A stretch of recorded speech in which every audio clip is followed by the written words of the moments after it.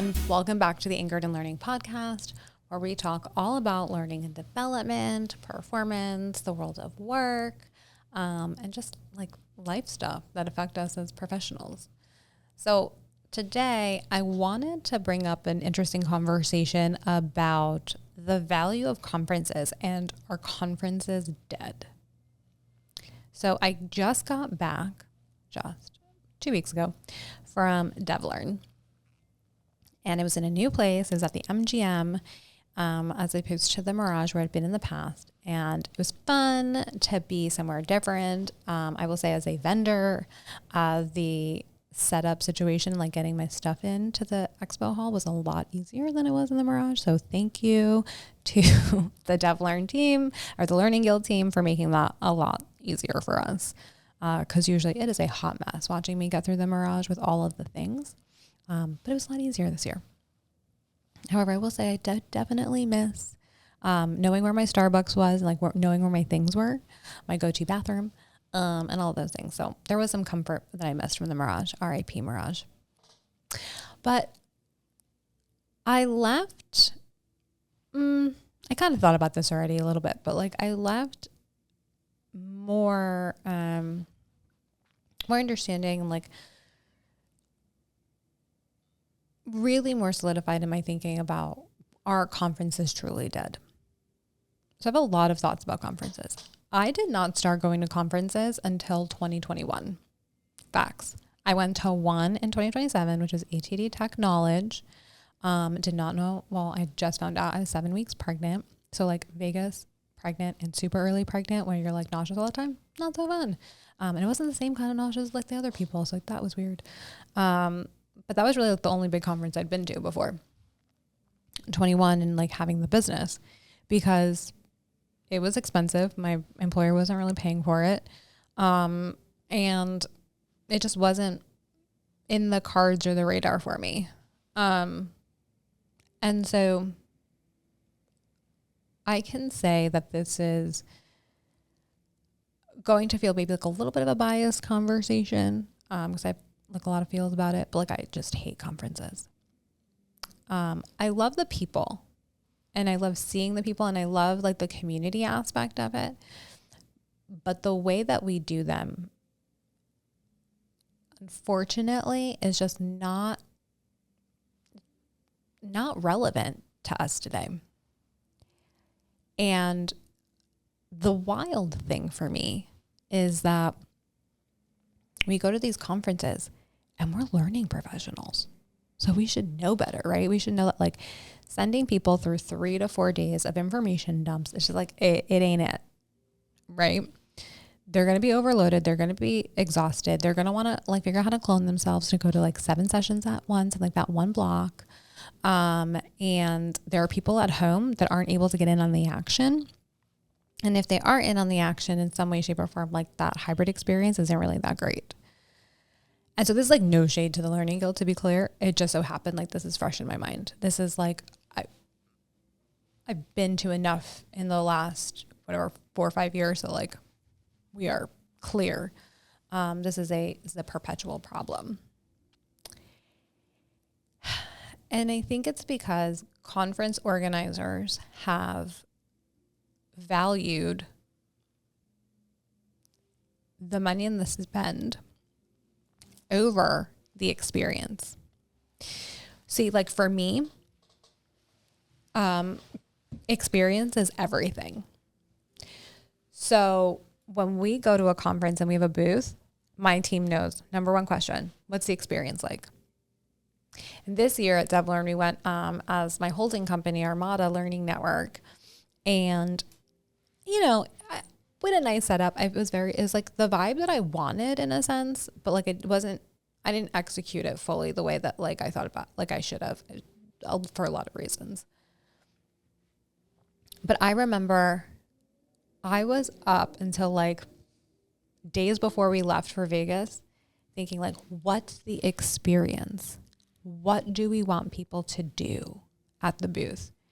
I don't want to feel like I'm just going to grab you and have a conversation, right? Like I want to know about the experience. How are we welcoming people? How are we bringing them into conversation? What are the conversations that we're having?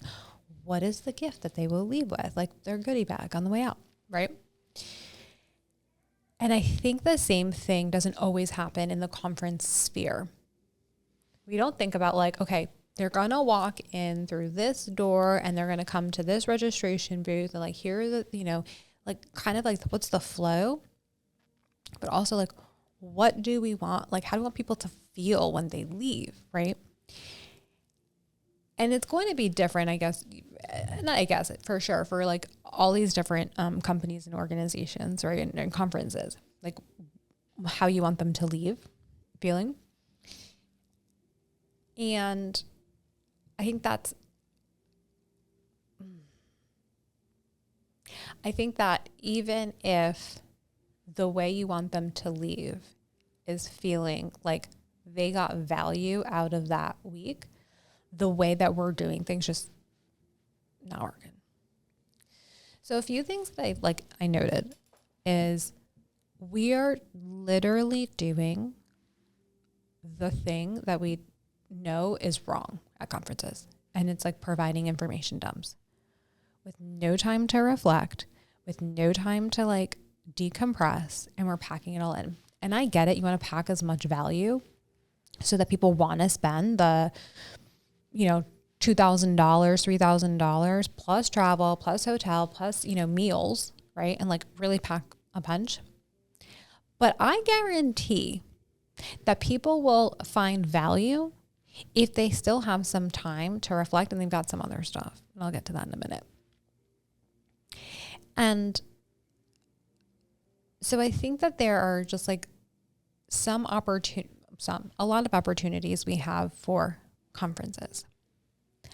I think that they're getting to be a little bit too big, right? And there is an opportunity to make it smaller, but still be big, if that makes sense, like special interest groups and like little meetups and things like that. But we have to be advertising those better, and really focusing on like, why are people going to conferences? Truly, it's not so much about the education, because the education they get at a conference, those same presentations are out there in a webinar. I can guarantee it. And for a lot of them, free. So if that's not the reason that you're going, then what is? And the most common reason that people are going to these conferences is for the networking and the collaboration and meeting of people. And you want to know what we don't do? Networking, collaboration, and meeting of people. Everything has to be programmed, right? And and intentionally done. Instead of just, hosting roundtables, right? And thinking about like, can we just put 100 people with a similar interest, we'll take evaluation, in a room and sit them in different, 10 by 10 rounds or something like that, to have, 10-person rounds, to have conversation about like a certain topic that's on the table. Almost like speed dating, and then like maybe 100 people would be too much, could be loud, but like 50 people, whatever. And then, a buzzer goes off after maybe 20 minutes, and we go to another another table to continue the conversation and meet people. But like, I guarantee you that people will find more value out of those structured conversations than having to sit there and be educated formally. See, we don't learn formally. We learn informally now. Like, I learn more from the local Facebook group than I do, or like in our profession, like a Slack community I'm in, than I do formally. And so we've got to start mirroring that in our conferences. I also think we've got to recognize that a lot of it is the same people, the same conversations, the same presentations, just repackaged. And for a lot of people, it's going to be new stuff because they're new conference goers.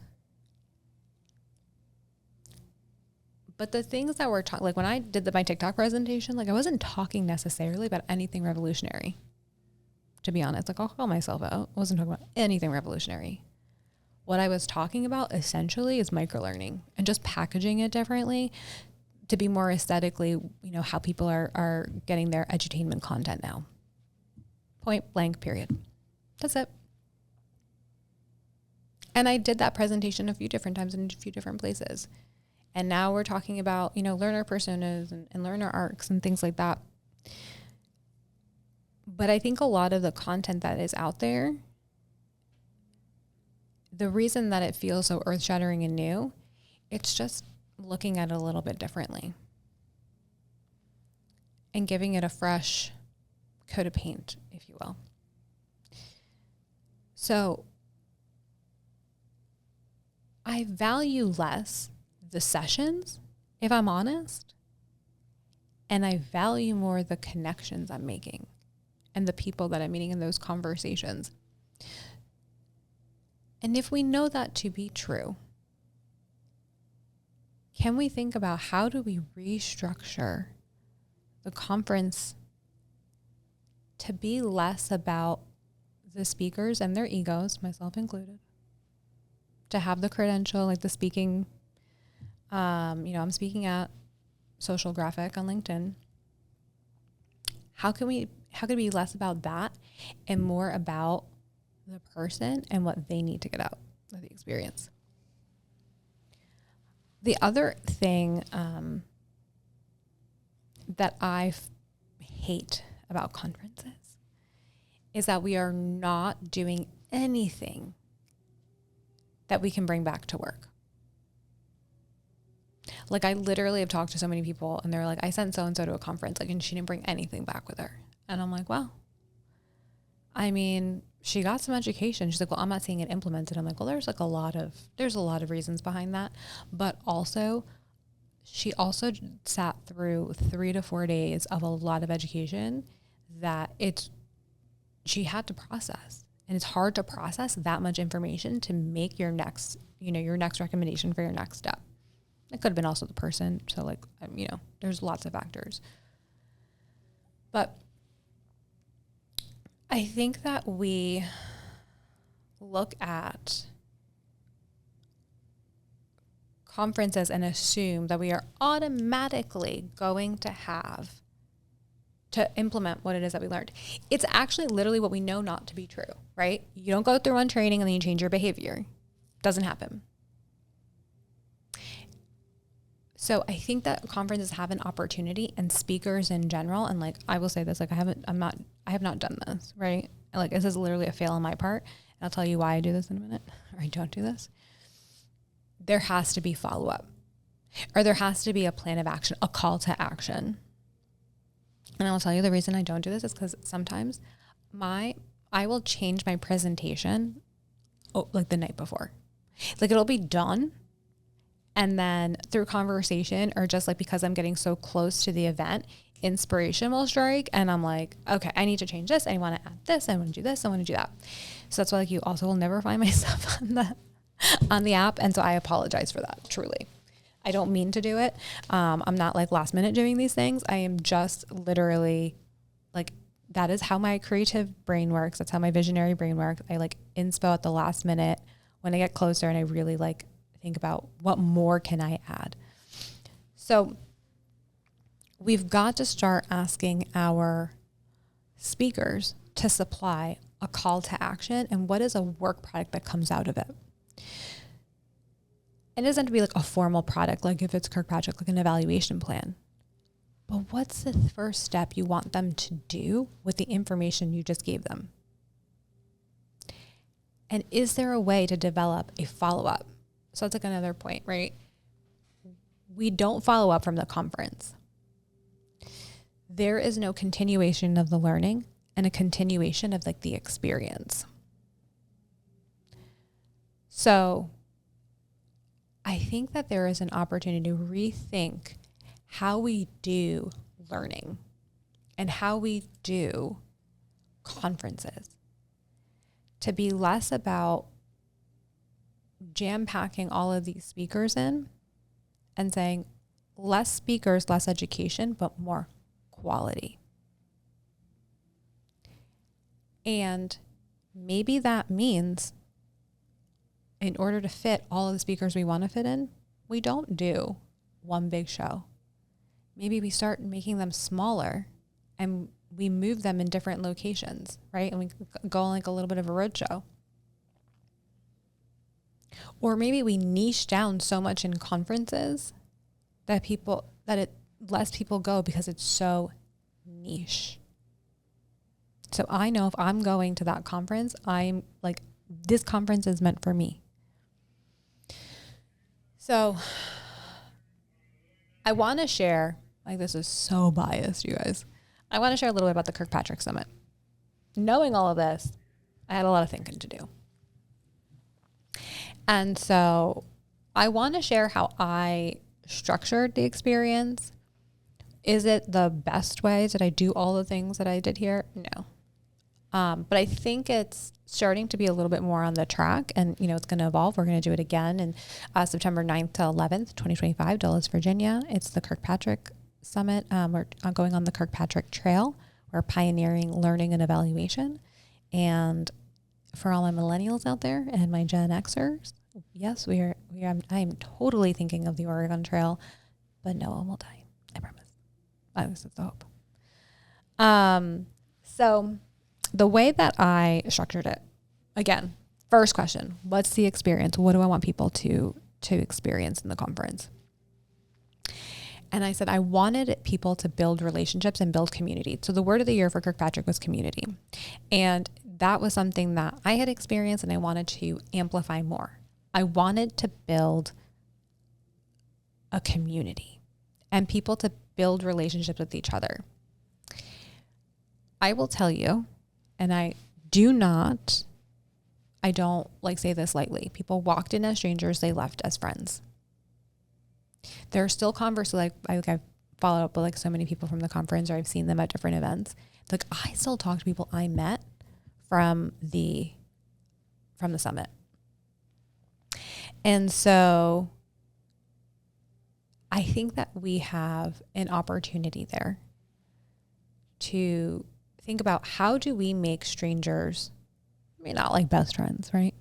But like friendly, where they leave knowing they've got another counterpart that sees them, they understand where they are, where they've been, and can be a source of comfort, or a source of support, or a source of inspiration for another. So day one, I made it all about BravoCon. You know, I love, love, love Bravo. It's my guilty pleasure. I won't lie. But it is my way of stepping away for a while. And so I went to BravoCon the first year that they did it. I did not go recently, and I know they're having Bravo Fan Fest down here in Miami, and I am pissed that my friend is not here because we would have gone together. But I kind of thought about like how fun it was to have panels and just make the first day fun and light, to really set the stage before we dove straight into education. And I really was very selective about structuring the panels because I wanted it to be a little bit of everything. So we had a panel with our customers, our currently certified folks. I had a panel, Kirkpatrick around the globe, with our affiliates to share like, what does Kirkpatrick look like outside of the U.S.? And then, of course, everyone's favorite, the Kirkpatrick Ask Us Anything, where I got to be Andy Cohen and, you know, ask the questions that we all wanted to know. And I'm not going to lie, that was spicy. And that one, there was tears, there was lots of laughter, and there was lots of smiles. And so from there, we were able to set a really nice tone and like ease some of the anxiety of like, I'm walking into a conference and I don't know what to expect, to then influence the second day. Second day, I ain't gonna lie to y'all. It was very traditional. There were speakers, and there was different tracks. There was probably too many speakers, but all really good. So it's like really hard for me to whittle it down even more. But that's what we did day 2.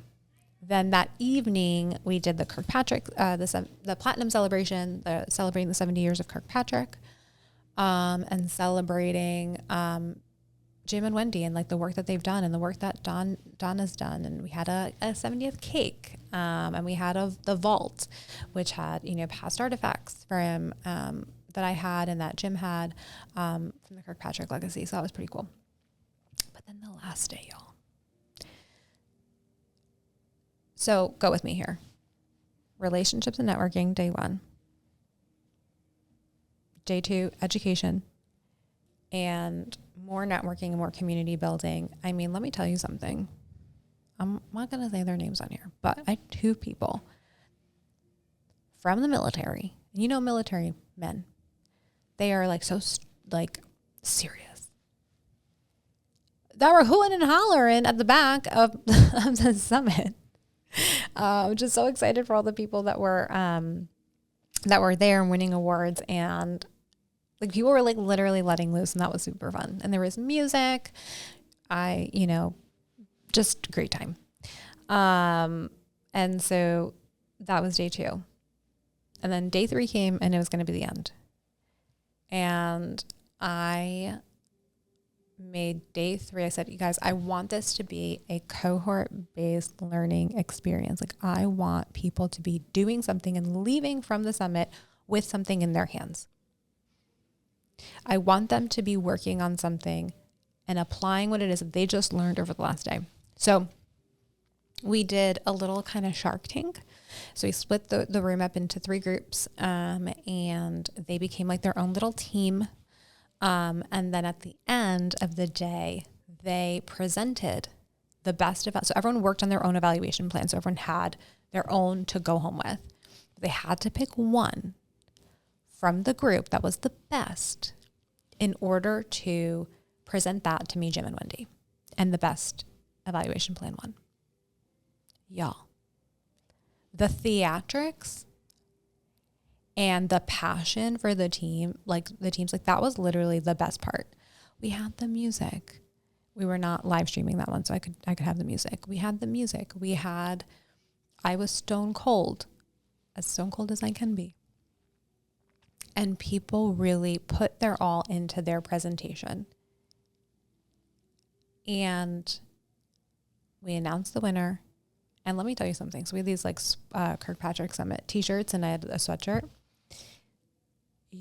It was the hottest item. The one thing people kept asking, do you have a sweatshirt for purchase? Do you have a t-shirt for purchase? So like opportunity for next year. So anybody that won a Kirkpatrick toolkit. And then the person that presented, I threw it on the fly. My team didn't even know. I said, the person that presented is going to win their very own Kirkpatrick Summit sweatshirt. You would think I just handed them $1 million by the way that people were so excited and really wanted to win just for the sweatshirt. And so, the teams presented and we picked the winner, and we had such a great time during the presentation, and they were so ecstatic. And then it was the end. Thanked people. And you know what usually happens at the end of a conference? People run out the door, or they don't make it to the very end of the day. People stayed. They stayed. They danced. Literally. They started helping us pop the balloons because we're like, y'all can dance, but we got to break down. We got to be out of here at a certain time. And they were helping. They were exchanging numbers, contact information. They were building community. And then they met up at the pub at the hotel next door for the ones that were still staying in the area. So that community that we built was so strong in just really 2.5 days, because the first day didn't even start until like 1:00. And not to like toot my own horn, but toot mother F and toot, like that is what we need to be doing at conferences. Now, where I went wrong was in my lack of follow-up. I didn't have the speakers do follow-up, which I should have. And I didn't realize what was going to happen. So we're doing it different this time. I should have had an online community for people to continue the conversation and continue the connection like throughout the year. So that's where I messed up. So we're changing that for next year. But people walked away from that being like, okay, I went to the summit and here is what I was able to present. And part of the reason I do believe I was able to do that was not just because of the way that it was structured, but also because the conference was so niched. We were all there for the same thing. And so when we go too broad, it's like too much. Like I'm interested in articulate, but I'm also interested in AI, but I'm also interested in storytelling, but I'm also interested in like instructional design or strategy. And like, it becomes too much that like, you don't really get time to focus in. And so coming out with any sort of work product or like, here is what I'm able to now bring back, it's too much. So I think for 2025, for those of you that are looking to go to conferences, like which is the one to pick? Obviously the Kirkpatrick Summit, y'all. But I think I would take the time now to sit and think, what do I want to get out of it? Don't go trying to get all of the information and all of the education on all of the things. Really be focused. Because if you can do that, you can walk out with the ability to process and to learn and to apply. And to the conference organizers out there that might be listening, probably not, but I say, let's rethink some conferences moving into 2025. Well, you probably signed your contract like 2026. Let's talk about how that could look different. And by the way, these rules do not just apply to big conferences. For you all that are doing small summits or, internal, in-person days, in-person retreats, the same rules apply. And so I think that you can take a lot of this conversation and rethink like how you're doing your own sort of internal workshops and things like that. But we've got to get to a place where these conferences look like less of a drain on our budgets that get cut and more of an opportunity to grow and bring back, and there's a return on investment for the organization that's spending. So I'd love to know from you what conferences you're going to this year, your thoughts on conferences, what's one that's been done really well, where do I need to be next? I don't even know where I'm going next. I feel like 2025 is kind of already booking a little too quickly, if you ask me. But I'd love to hear more from you on the conference circuit and see you on the conference circuit. So friends, thank you so much for checking out the Anchored in Learning podcast, and I will talk to you all soon. Bye, friends.